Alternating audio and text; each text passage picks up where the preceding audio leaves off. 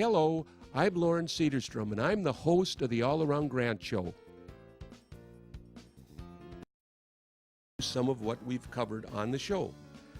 The Great Grant Tractor Parade and the GRP float that has also been in several other parades, as well as some of the greenhouses in Grant, the apple orchards, some of the farm markets in Grant, pick your own blueberry fields, which we have close, some of the farms that are around, car shows that we frequent, as well as the cutter parades and so much more. So join me. Go. Hello, I'm Loren Sederstrom, the host of the All Around Grant Show, and I have my co-host, Diana Longrie. We have quite a few things to go over today, a lot of things that are going on, and we're going to be following the last City Council meeting, and had started out with a very interesting proposal. Someone has purchased a 25-acre farm, and they want to turn it into a special needs workshop. So if we could play the first clip, please, we'll talk on the other side. You can see on this picture up above there, 4 acres of prairie. It's got a house on it, a fairly new pole barn, a fairly large older barn on it, a couple of outbuildings, some woods, and then it's screened fairly well from the neighbors. And there's actually some hills here that don't show up very well, and a berm. So fairly well screened from the neighboring properties. Is it Tebow? Here, that is a picture of the property the gentleman purchased. 25 acres, got house, barn, and he has 4 special needs children. And then he wants to expand it to help other children. Now, we're next going to hear from the director of this. He's not going to live on this place. It's going to be leased to the Special Needs Limited Liability Corporation. So if we could hear from the director, play the next clip, please. It'll still pay taxes and property taxes because we're leasing the property to the charity. Brittany Whittla is the executive director. I might have her talk a little bit about what's going on at the farm. So a little bit about myself. I'm from central Wisconsin, and I grew up in a rural dairy farming community, so that's always been part of who I am. And then my life's paths have just, I have a lot of experience working with people with disabilities in various fashions. I'm currently employed at an elementary school that serves the Northeast Metro, and it's all special ed. And then I work for their family with their children and a couple other families. So the goal is I will live on the farm as a caretaker. We won't have any residential people with disabilities living on the farm. It'll just be the caretakers that will be renting from the organization. So the goal is to have probably about 3 full-time employees and then more seasonal employees. Also, we'd love to employ people with disabilities on the farm. So the concept is every day farmers will arrive and they will choose their path and what they're interested in, and they will have agricultural experience will be the majority of the day, and then also opportunities for enrichment. So that'll take place like in the pole barn, so maybe arts and crafts, some time for nature, and then also other experiential learning and enrichment activities. So our vision and I just want to read our mission statement. So 21 Roots Farm is committed to transforming the lives of people impacted by disability through enhancing skills and cultivating independence by incorporating nature and agriculture into their daily lives. So the goal is that people will become experts. People with disabilities will arrive on the farm, they'll pick a path, and they'll be able to just be an expert in that field. There, that was kind of an interesting concept, a special needs training session. They were wondering if they needed a conditional use permit, and they told that they weren't. So that was that was kind of unusual at first. I've heard of that, and I don't know if you have any input on that. Well, it certainly seems like it would be a low impact use of the property. So it's still keeping it agricultural, a different type of agricultural to be sure, but certainly for the surrounding neighbors, I think, it's not going to be any more noise or pollution generated or other nuisances generated than any other kind of agricultural property would, especially if they have the proper amount of supervision on site for the individuals as they're receiving their training, because farms can be dangerous places as well. And certainly, you having a stables, you know of all the kinds of pitfalls of things that can happen, even when you are very careful. Well, farming is one of the most dangerous professions. The interesting thing about this is it's not going to be a group home, so they're not going to be there 24/7. So that reduces a great risk of a lot of problems. So from that, it's positive. I think it may be a little bit theoretical. It may be a little rose-colored, but hey. Did the council have any comments in particular to this proposal? No, they said, go ahead, you don't need a CUP, you're not doing anything as long as you keep it rural, and they have, they asked about the traffic, and they said they're going to be coming on buses, so it's not a problem. But what's interesting is we're then shift gears, and we talked about it last time, about the across from the Wildwood School, there's 160 acres that they're developing. Now, there's a lot of wetlands there, and they're trying to develop it, and one of the problems is it's on a county road. Well, county has say over how many entrances and exits, and so the county had made some requests, and so this is how the easement language that we're talking about. So if we could play that clip, we'll talk on the other side. We can change that thing, and I was going to let her pull that. I've got it. Yeah, good. So I'd like to hear what that is, I guess. Okay, so the proposed revision to the language in item number 2, condition number 2, is that the applicant shall continue to work with the city and Washington County to determine whether a private driveway access easement through Block 2, Lot 1 to serve the property east is needed, and if so, shall provide a private driveway easement and provide the easement language to the city for review and approval by the city attorney. Okay, included by reference, because I'm not going to try to write that down. They're trying to accommodate the county and their requirements. One of the problems they're having is they're putting all those schools, the high school, junior high in Wildwood, and the tennis courts. Now they're going to be putting in that rink too, that big hockey rink. And it's creating quite a traffic problem. And all of a sudden the county realizes, wait a minute, we're going to have to make major changes. The first time they did a traffic study, when I was on the planning commission, I told them that their traffic study was faulty. So 3 years later, guess what? They have to come up with a plan and change the entrances and exits and put up stoplights. New ball game. Right, So, and the county does have particular requirements too as to how close the driveways can be to each other, particularly because of those traffic concerns. If you have the driveways too close to each other and you've got cars going in and out and they're trying to go across traffic, it's really a very big mess, and it can be very dangerous. And they also look at whether or not those drives are on curves. They don't like to have driveways on curves because, again, that's a dangerous situation. And so it'll be interesting to see how this unfolds in the future, now given the extra development there at the school site and the fact that the initial roadways were developed based upon faulty traffic studies. yeah, absolutely. And already it's a traffic nightmare because it seems like parents don't want their children to ride buses anymore, so there's a line of cars lined up. And this is a county road, so they do have some jurisdiction over this, and they do, in fact, have the final say. On major county roads, like this is 12 going east from Mahtomedi to Stillwater, they have some authority over that. Well, I just thought I'd bring you up to date on that and how they're handling that. Now, with November's elections, there's vacancies on the Planning Commission because a couple of the Planning Commission members won seats on the City Council.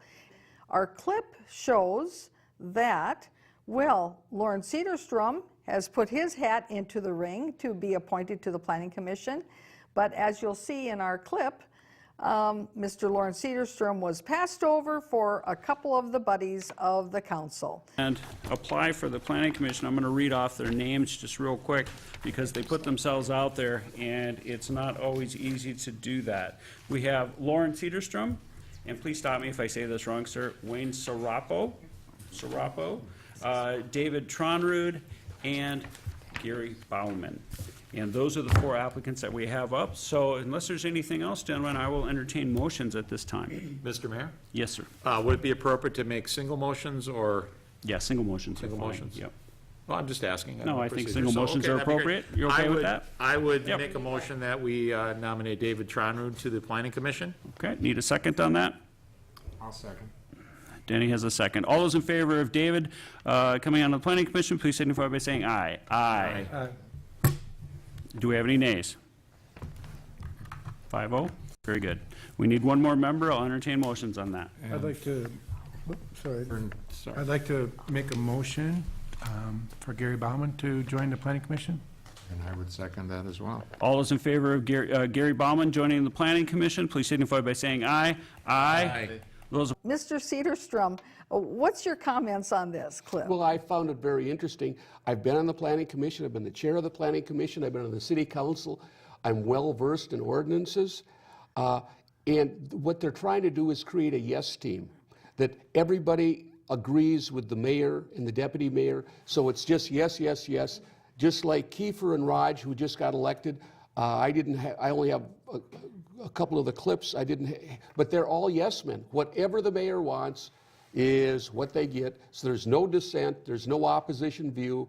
They only show one side of every issue. Now the next big issue, which was quite contentious, is a solar garden.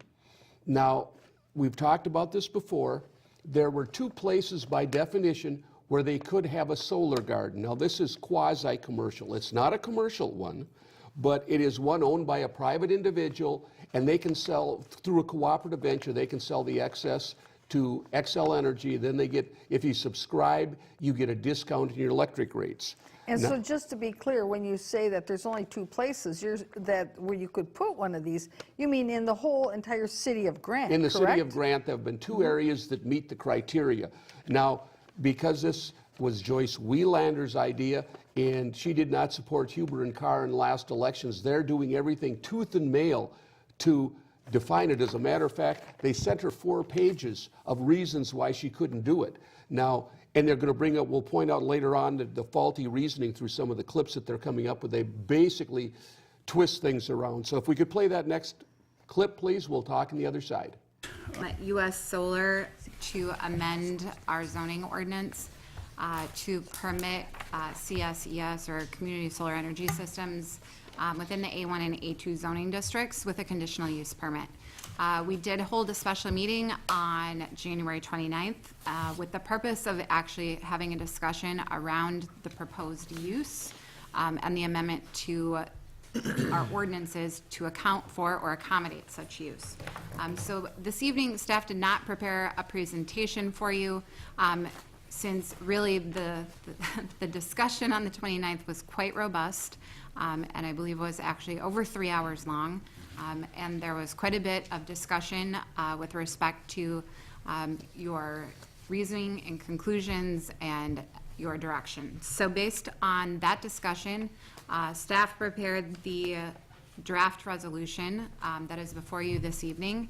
My apologies that it did get to They're basically describing, they did have a special 3-hour meeting. It's very interesting. Of course, Joyce Wielander, it's her property and she wants to put it up, and there isn't a chance of a snowball in a pizza oven that they're going to let any of this happen.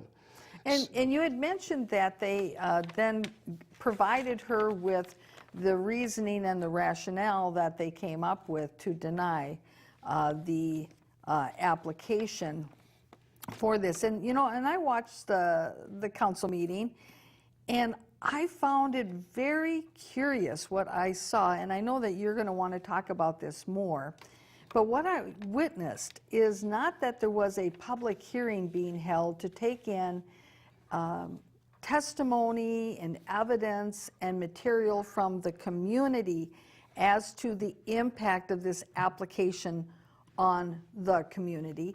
What I saw occurring is I saw that the mayor and one of the council members, that they were providing testimony as if they were expert witnesses, and then from that testimony and from what they generated themselves, then use that as the rationale for denying the application. And I was thinking to myself, and Mr. Sederstrom, tell me if I'm incorrect in this observation, But it almost appeared to me as if, say you go into a courtroom, and rather than there being testimony from people who are knowledgeable about the case so that you can hear both sides of it, instead the judge just says, I'm just going to testify as to what the facts are, and then I'm going to make a ruling from my testimony as the judge. That's how it appeared to me, that you had the council, particularly the mayor and a city council member, being the expert witnesses when in fact they're supposed to be the people who are listening and hearing what the community is saying, and from there that's where they make their findings of fact. This comes back to transparency, Diana. One of the things they do, they didn't have a hearing at a city council meeting. What they did is any testimony is at the planning commission. That's where the public testimony is. Once again, they do not want transparency. They don't want to show how the sausage is made, so to speak. And so when someone comes to the city council meeting and think they can testify, oh, sorry, you're too late, you can't talk about that. And there was a petition, and again, one of the things that they very craftily do is they twist the facts in this, and we have a number of clips going forward that I can dispel some of these myths, but the next clip we have is David Watts' for USS Solar, and he is making, they did allow him to make a minute and a half statement. So if we could play that clip, we'll talk in the other side. For US Solar. The council is essentially the only folks in Grant that I've spoken to that oppose community solar, and I cannot figure out why. Our application supports property rights, benefits the community, injures no one, and is supported by 194 signatures on a community-based petition. The council's position has been to deny at whatever the cost. The cost is harming property rights, denying that additional tax revenue for the city, denying local environmental benefits, and ignoring the overwhelming public support. I'd like to enter into the record a link that was emailed to the clerk, Kim, this afternoon, but just would like to make sure that is formally entered into the record. It's the most comprehensive study on property values related to solar farms being nearby or actually directly adjacent. Looked at over 250 solar gardens, and the adjoining uses found no impact to property values. This is in addition to the Chisago County assessor's conclusion that I stated at the special meeting of, again, no impact to property values. This application has been blown out of proportion. This application would bring probably 1 or 2 8-acre community solar gardens into the thousands of acres in the city of Grant.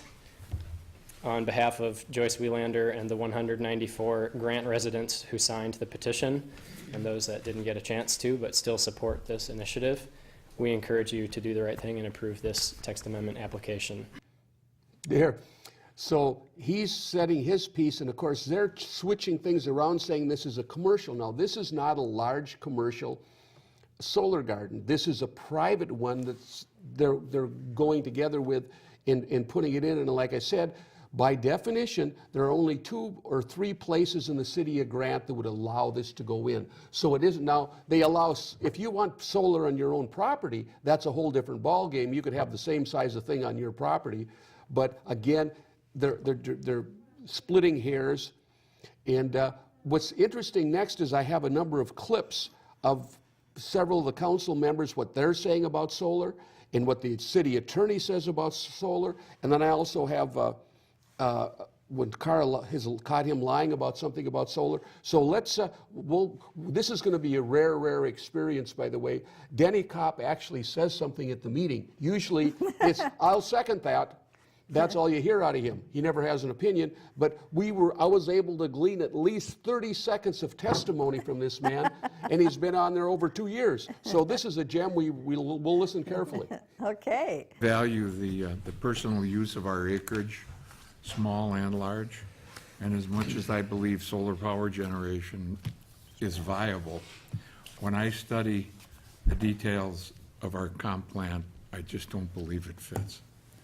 And after our hearing at the work session, that even the possibility of negative impact on property values exists, thing is, did you notice he had to read that off? He had to have it pre-written out so he could read it. And that kind of says something to the mentality of some of these people. So, Mr. Sederstrom, the question I have is that he said that he had some data on the impacts on property values. Where did he get that data from? Probably one of the other realtors. And later on, Huber makes the claim that he spent hundreds of hours researching this, which is kind of a joke. I don't know if we have that in the clip or not, but that was a rare opportunity to actually see Denny Kaup in action. Very interesting. The next one we have is a little bit longer. Tom Carr, who's a real estate agent, as is Huber, so Huber says he is. He rarely ever lists or sell anything, so Lord knows what he does. But we're now going to have the former Mayor Carr and Deputy Mayor Carr is going to be babbling what he thinks about solar, and he's going to, now watch for the spin he's putting on this, and we'll talk on the other side. Okay. I think the biggest thing I'm looking at here is that it's about the equipment used in a project that actually makes us want to or not want us to have a use in Grant, because we value our scenic road views. It's in our comp plan. So it's not solar. It's not about solar. It's about solar power and commercial solar power that will be generated and the equipment used to do that. And I think we need to focus on that. I think the council has done a pretty good job of that. The fact that this is a commercial use on a site that is the primary use goes against the ordinances. We have ordinances that don't allow this. That's written. That's something that's real.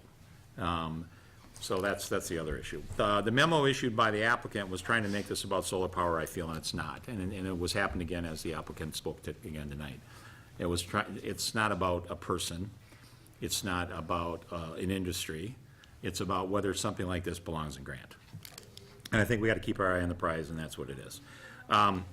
What the applicant says is also not fact. It's an opinion. I've had the applicant stand up here, I don't know, 3 times now, and they said, it's this, it meets the comp plan. Well, that's an opinion. And they're entitled to their opinion. They're not entitled to facts. And that's an opinion. That's not a fact. And even us, we have opinions, and we have to vote based on opinions of what we think that means. So some things are facts and some things are opinions. Those are opinions that we've heard from the applicant, in my estimation. The difference between solar power and these solar gardens and larger commercial installations is not different for Grant. That came up a couple times, and I don't know for us, it's no different. It's the same thing. So I don't know what the applicant was going with that. These installations, will never be farmland again. They won't be. It'll be deemed commercial site. If they ever tear them down, they'll just put up something else commercial, because that's what will happen. I don't know any business or any farmland around St. Paul that had a building put up on and was torn down and they farmed again. That doesn't happen, and it wouldn't happen here either. If these installations preserve farmland, then a home on the site would preserve it better. We have a 1 acre, an ordinance talks about 1 acre for the driveway, the barn, the garage, all that stuff. So we have lots of sites in Grant where the back part of the property is being farmed. So it still can be farmed, it still can be a homestead, we still get the tax advantages that the school district gets hockey players, and they'll appreciate that now, maybe. So, maybe more, I don't know. And anyway, so that kind of thing. So I think, I don't think saying that this is preserving farmland, so would anything. So I think that's kind of a canard.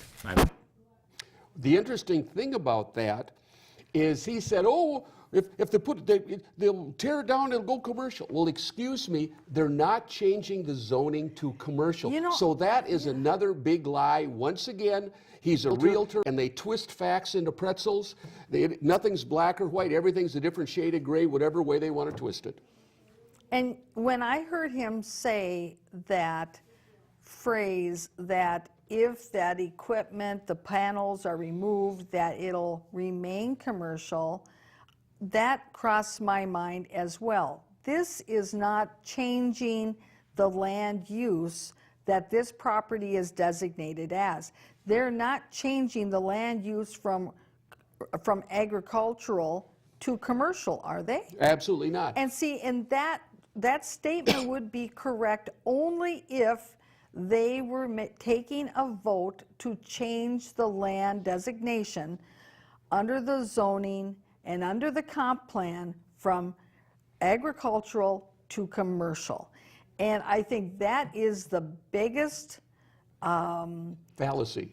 That's right, and it's also the greatest hook that this solar company, if they chose to sue the city of Grant, that they could actually use that as leverage in a lawsuit, because this is blatantly a false statement that is not correct. And when he talks about the difference between opinion versus fact, he forgot also something else. There's opinions, there are facts, and then there's interpretation. And so when you look at a comprehensive plan, you try to determine what applies, how it applies to various applications. It's not about opinion or necessarily about fact. It is about interpretation.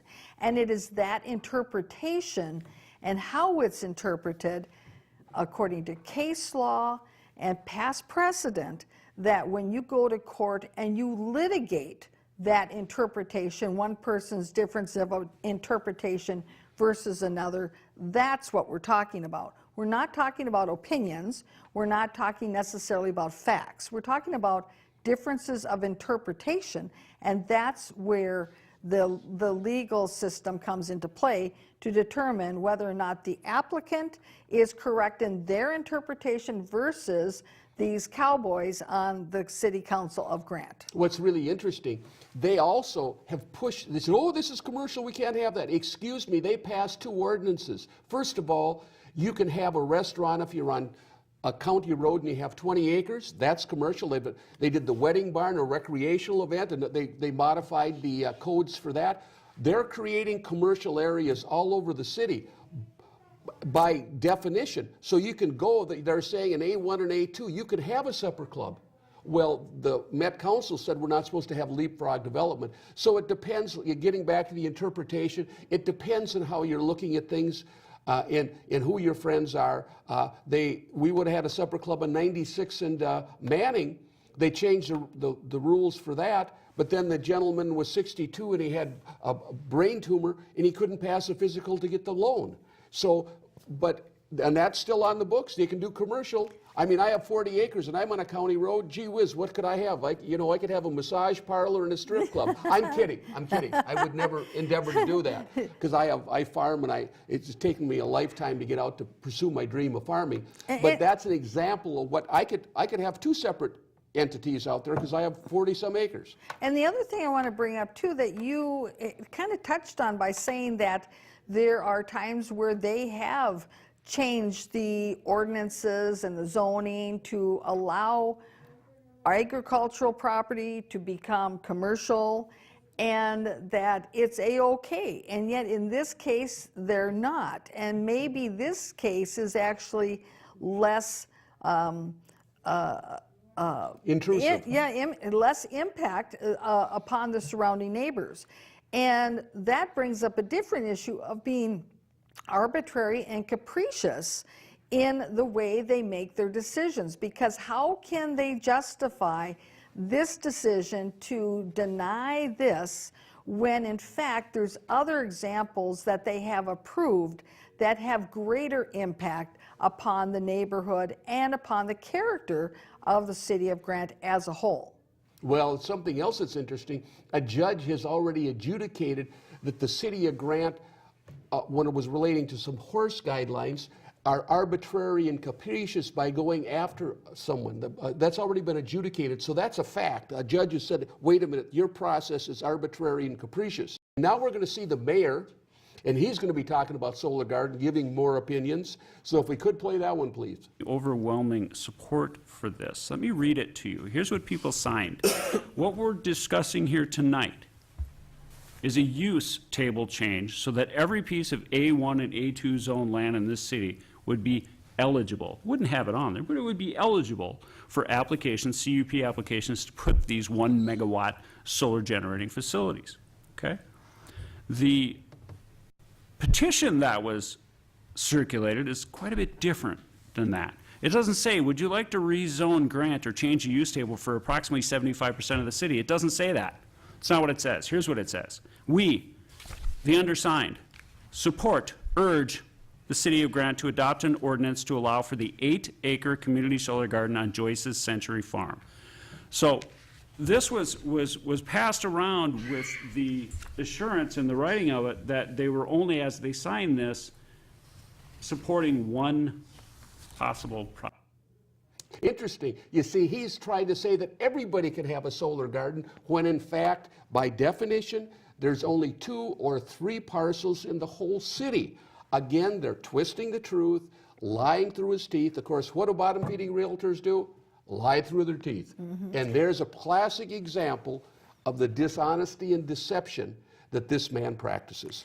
And to be clear, those criteria is what limits the number of sites that could be eligible for this, correct? Absolutely. And that criteria is based on, I would think, size of the parcel. Being on a county road, being how far away from residential, those types of things, the screening, et cetera, et cetera. And this would have been very unobtrusive. It would have been backed up to a tree line. And they're coming up, grabbing at straws to come up with every excuse under the sun. And the other interesting thing is, too, a number of years ago, a man came in and wanted a 100 by 300 hockey arena. And the mayor, which was Carr, said, "Oh, withdraw your CUP. These horse farmers put up big barns. Build what you want." Well, excuse me, a horse barn is agricultural. A hockey arena, and he wanted to start his own hockey school, is commercial. Again, it depends which way the wind is blowing and who your buddy is, what they want to do. If they find somebody that they want to penalize, by the way, the same, they had sent, when I ran for office 4 or 5 years ago, I had a hay wagon in Mrs. Wielander's pasture with my signs on it, elect, and also vote for the charter. The city attorney, Nick Vivian, at that time, told her that she had to get a conditional use permit because she had an artistic event in her pasture. When state law says political signs of any size and any shape can be allowed from 60 days before the election till 10 days after the election. Once again, this is an example of persecution and people being arbitrary and capricious. We're now going to hear what the attorney has to say about the solar garden. So we'll play that clip. Mission, and the applicant has asked that this be submitted to the council, and so it has been submitted. But I think under the circumstances, the council is free to reach the conclusions it thinks most reasonable, given what it understood at that time, what it studied, and given the dated nature of the information provided today. The second, just housekeeping item, there was some documentation and other materials provided both by the mayor and by Councilmember Carr. I want to note for the record that that information has been given to the clerk and is made part of the record and incorporated into the record by reference. And that is all I have, and so I'd ask for council action on this. Carr had a stack of paper 4 or 5 inches high. If these guys worked as hard to sell homes as they did to defeat the concept of a solar garden text amendment, they'd be much wealthier than they are now. That goes back to my comments earlier in the program where in watching the council meeting for the city of Grant, witnessing the mayor and Councilmember Carr acting as expert witnesses. I mean, at one point, Mayor Huber even said, "Oh, realtors are often expert witnesses," and so he was painting himself even as an expert witness.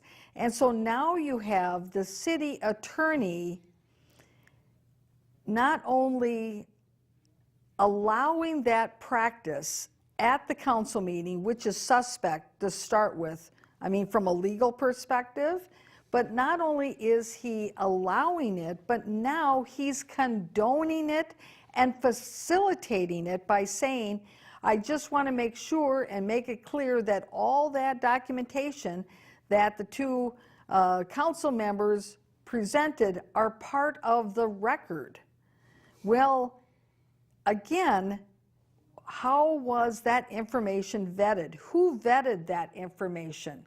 Did anybody have a chance to look at it in advance so that they could counter that information? How reliable is that information? So you see, there's a lot of issues that I have with the process that was used in this whole entire project. Oh, I agree with you. They dug up everything they could possibly dig up. They printed whatever they could off the internet. And it's interesting because now we're going to have Carr again, we're going to see him lying about the solar garden. So if we could play that clip, we'll talk on the other side. Brought up, and I want to make sure we all understand it. The applicants came forward and said, our application solves all your problems. Just pass ours and everything we say that we should do in our application, and you won't have solar everywhere. It'll be fine. You'll only have 3, or you'll have 2, and this and that. We'll only do this acreage. So they were, I don't know, trying to do our job for us. Basically, they came in with the application. They said, just do this, and it'll be okay, and not looking at what we really have to look at, that to truly be arbitrary and capricious would be pass something where very few people could do this, if this is something that we up here at the table think we should do. Let the people decide. You guys are here for the people. Sir, relax, please. So anyway, Please, sir, please. so if we did that, so that's not our job. That's not how the system works. We come forward here and we, as a city, as a council elected by the people, decide what we should do and what's best for Grant. Not an applicant coming in, please. telling us how it should be, and that fixes it. So I just want to make sure on the record that we state that just because they came forward, applied for that, if they don't get that text amendment passed, it's not because we didn't look at what they said. It's not because we didn't. I'm trying to understand what he even said, because he was talking in circles and it made literally no sense. At first it sounded like he said, well, if they would have come forward with just a conditional use permit application, well, then it would have applied only to them and we would have approved it. But then on the other hand, he's saying, well, no, they had to have an amendment because they couldn't really have a CUP, and so you've got this catch-22. Mr. Sederstrom, how can you unpack this for our viewers? Well, what happened is they knew that she was coming forward with a solar garden. It was made known. And when they passed the original ordinance about solar gardens and solar energy, they twisted it around to close the gate as much as possible because they knew that she was going to be coming forward with it. This has been 2-3 years in the making. So they purposely finagled and connived to be able to say no to this. And when they come forward that there was only 2 or 3 places that they could actually have a solar garden, and realized that she had one of them, then they kept digging to find more things to negate it. And so in other words, she couldn't have just come to the city with a conditional use permit application. Well, she could have, but they would have turned it down. Based on the ordinance. No, based on their personal grievances, that they're not going to let her do anything. Right, so why did they need the amendment then? See, that's the point. The amendment was brought by United States Solar to modify what they originally passed so they would be allowed to have their solar garden. They purposely made it so that no solar gardens could be put in unless you have it on your private house. I see. And there is a solar garden in Grant on 105th Street, which is awful large. It's not on the house. It's got to be 80 feet long. So just to be clear then, it's the amendment that modified the ordinance, and it's the amendment that would have allowed solar gardens, but practically only in 3 areas of the That's city right. of Grant. Okay, so that's, I think now it's clear as to what the amendment did, what the original ordinance was, and why she couldn't have brought a conditional use permit to start with in the first place. Okay, good. Well, we're going to the next one. We're going to hear from the mayor and see how he twists things around about solar gardens. He's talking about Scandia, which is just north We of put in Grand. 20 megawatts of this, and then last year had a work session and decided, nope, no more. We're all done. We've done our part. They repealed their solar garden resolution and their solar garden rules and replaced them with, lo and behold, almost exactly the same rules that the city of Grant has in order for people to put in residential solar gardens. So apparently Scandia is in on it too. But the point is that we are prepared to take action tonight. We have had 3 public hearings. We've had a 3-hour fact-filled special meeting several days ago, and I think that we are ready to take action, and I would entertain motions on this resolution. Anybody? Anyone? Motion to approve the resolution denying the application for a zoning text amendment. Do I have a second? I second. All those in favor of said resolution, please signify by saying aye. Aye. Those opposed? What's interesting is the ordinance that Scandia has was for commercial, large-scale solar gardens, not small, intermediate solar gardens. They have several of them up in that direction that are just huge. We're talking acres and acres. And after they saw the first one go in, they decided, well, I guess maybe we don't have one that large. And they evidently ran into some problems. So you're comparing apples to oranges here. It's not the same thing. They had they were allowing commercial solar gardens to go in, large units, when in fact we were going something smaller. So that is, again, twisting the truth once again. It's interesting. And not allowing that to be discussed and to talk about those differences, about why it was different.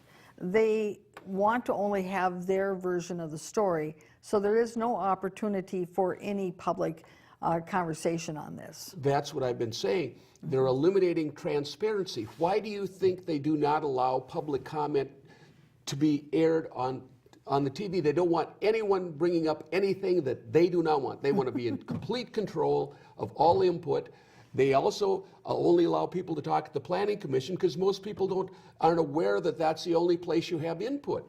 Once again, they're closing the curtains, kind of like, Wizard of Oz, They're moving the little levers back there and it's behind the curtain and, let's hear it for our Wizard of Oz mayor. Okay, we're going to shift gears now. And we've been fighting this, or I've been working against this hockey rink. I have nothing against hockey rinks, don't get me wrong, but where they're placing it is a problem. There is a restrictive covenant on the deed that says nothing shall be built on the 5 or 10 acre municipal waste site, and they're going ahead anyway. Not only that, it was the top of the seal wasn't supposed to be broken, and neither was the bottom. As you know, they use clay to seal dumps. They put it in the bottom, and because it's so impervious that nothing can go through. Well, interestingly enough, about 8 years ago, they literally surcharged it. And what a surcharge is when they dump 10 or 12 feet high of dirt on top of it to put pressure on the ground to squeeze whatever down, to compact everything. So they've been bringing this rink forward, and the problem with that is they're only going to excavate the center, the footing for the rink. And we're going to talk about that. We have a couple more clips. But this is basically the background, some of the issues they're covering with the rink. And the city planner is going to be discussing that. So, and the location of this is on that school property, that school campus that we were talking about earlier in the program, where they've got all the traffic issues. Absolutely. Mm-hmm. So let's take a look at the clip. That is why they are a joint party to the application this evening. We did hold a public hearing, and then it came forward to you at the last meeting. We had a couple council members that were missing as a result of that. You continued the conversation to tonight to make sure that all 5 of you had the opportunity to take a look at it.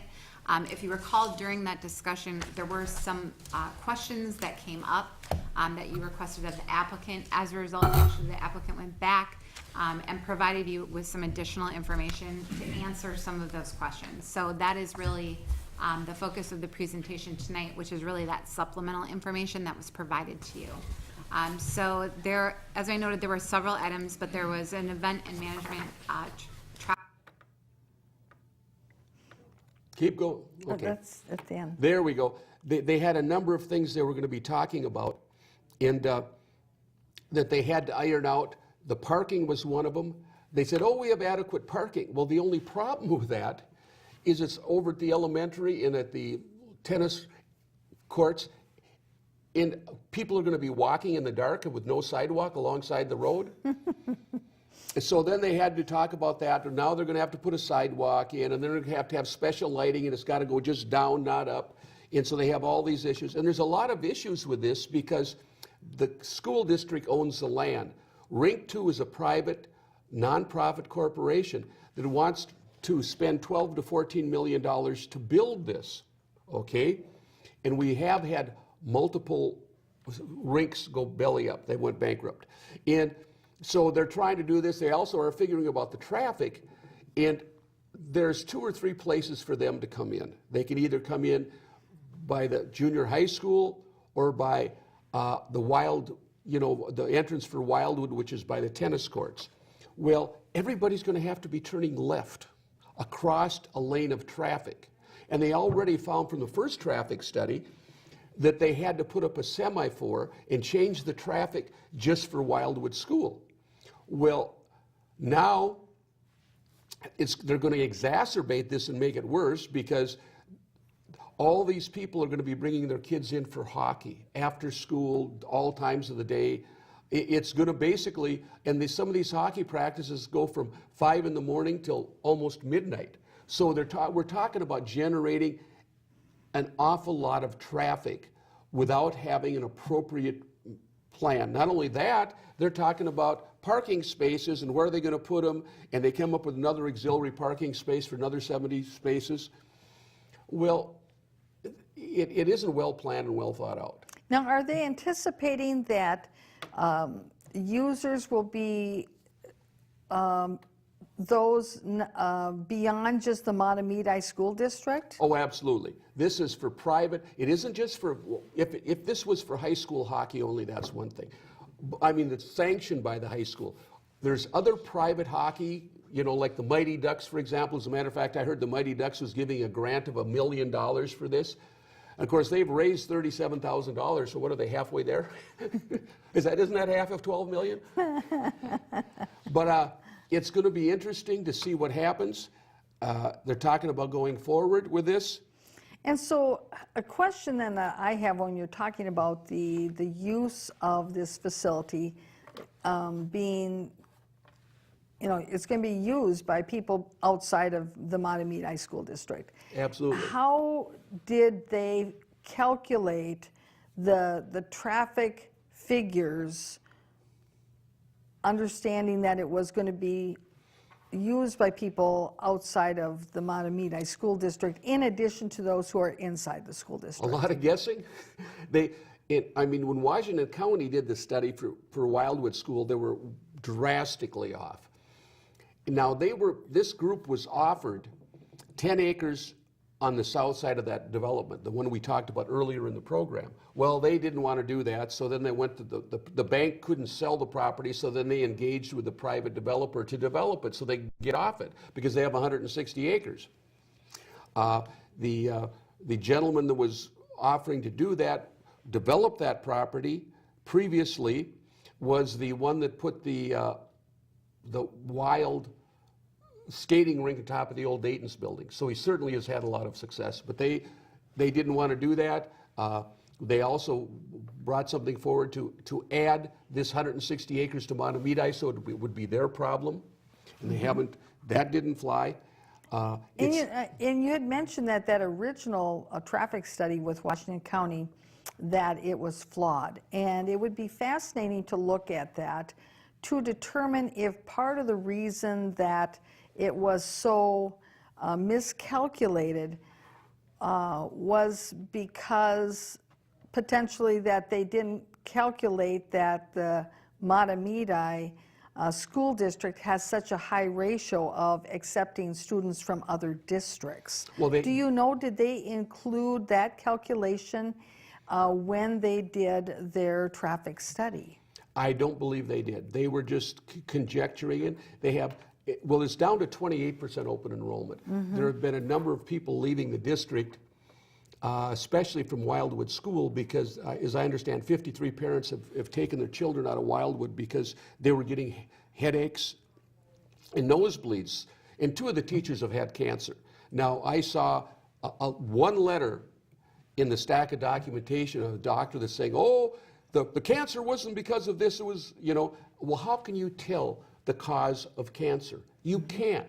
I mean, unless it's smoking, for example, or exposure to radiation. Or exposure to asbestos. Asbestos, Right. mesothelioma, that's absolutely true. But the doctor could not, he said it was not the cause. Well, how does he know? He doesn't. It was a shot in the dark. Once again, they're hell-bent to get this hockey arena in. Remember, the Vadnais Heights one failed, and Ramsey County had to buy it. Currently, they're playing, they rent time in Stillwater. They're in a partnership with that. I think, you know, there just isn't enough to go around. I mean, there's more than enough hockey space to go around. It's a very expensive venture because you have to keep that ice cold. I mean, it uses a lot of electricity. It's a high expenditure situation. And that's what happens, you know. And I don't think they're going to have the funding. And what we're going to talk about now is Carr, and I've got 2 clips. I should have run them together, but I didn't. About Carr questioning what happens if it goes bankrupt. So he poses some interesting questions. So play the next clip, Or please. where people gone bankrupt. And then what happens then? Now we're past, you know, you build the building. Right. No hockey rinks have ever gone bankrupt, have they? There have been some. They have been some. Yep. Okay, so I was conversing with Mr. Snyder. Mr. Snyder, would you like to make a comment on that, or should I continue? Or Well, I think if you can fully outline what. fully outline what I'm saying. So Your concern is. the hockey rink would get built. It would go bankrupt.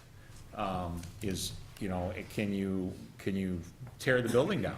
Now, of course, at that time, if you were bankrupt, that probably wouldn't.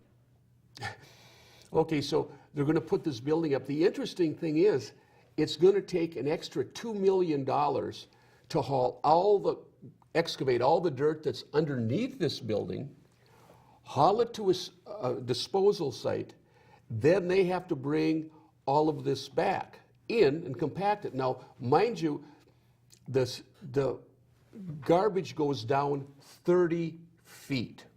So if you have a 100 by 300 foot building, and you're going down 30 feet, you're talking very expensive. And so that's one of the problems. And I should mention is that if the company goes bankrupt, they're not going to be tearing down the building. The bankruptcy court is not going to say, well, tear down the building. They're going to say, put the property up for sale, because they'll have to sell the property, get whatever they can out of it to pay their creditors. That's the way it works. The building isn't torn down. Well, that's true, but the problem we have is the school district is leasing the property to this nonprofit. Now, when it comes to bankruptcy, they don't own the land. How can you sell a building that's on land you don't own? Right. Well, Isn't there a problem? You would have, well, it would depend on what that leasing agreement says, because there are many times where a ground lease, which is what this is, they're leasing the ground to put their building on. Oftentimes, a ground lease says is that when that company leaves that building stays with the land, and they leave the building behind, and it goes to the entity or the person who owns the ground. So you have to read what that ground lease says, because in the end, it may be going to the school district. Well, but the question I would then have is, if they file bankruptcy and they owe $10 million, who, does the bank just lose the $10 million? Who pays the $10 million? what happens? Are they can't repossess the hockey arena and, haul it out of there like you can a used car. Who gets put on the hook for because that? there's no security there. That's right. Right. So the way bankruptcy works is that if it's an unsecured debt, that creditor loses out. That's it, plain and simple. Well, They so- get a big zero. Let me ask another question. They're talking about selling bonds for this because one of the benefactors that's going to be donating some money is in the business of a financial service where they sell bonds. So he can hype this and sell it. Now what happens? The bondholders would then lose not only their interest, their promise, but they would also lose their principal. Is that correct? Well, certainly the disclosures that would be available and must be presented to the people buying the bonds must be very clear about what it is that those bonds are investing in, and that there isn't land that's being invested in, that it's a ground lease. So those disclosures in those bonds have to be very clear, and because that could be a risky bond to buy. Oh, I would agree. Okay, let's play the next clip and we'll talk on the other side. There's another The issue bankruptcy be, question. it's on school property. Whose problem is it? The district's. Are we gonna pay, and then what we've heard through the whole process, I'm just saying, is that it's not the taxpayer's problem. Well, if it's the district's problem, it is the taxpayer's problem. So that would be my concern. The other issue is you could do a letter of credit, but that's might be an awful long letter of credit.